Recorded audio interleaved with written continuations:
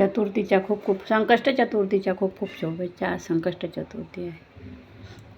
आपण गणपतीला इथे दुर्वा, लाल फूल, पांढरं फूल वाहिलेलं आहे. अक्षदा वाहून इथे मोदक केलेले आहेत. 21 मोदकांचा प्रसाद केलेला आहे. शेंगदाणे गुळाचे मोदक केलेले आहे, किंचित साखर टाकून. अशा प्रकारे आपण गणपतीची पूजा केलेली आहे. आणि योगायोगाने आज गुरुवारसुद्धा आहे.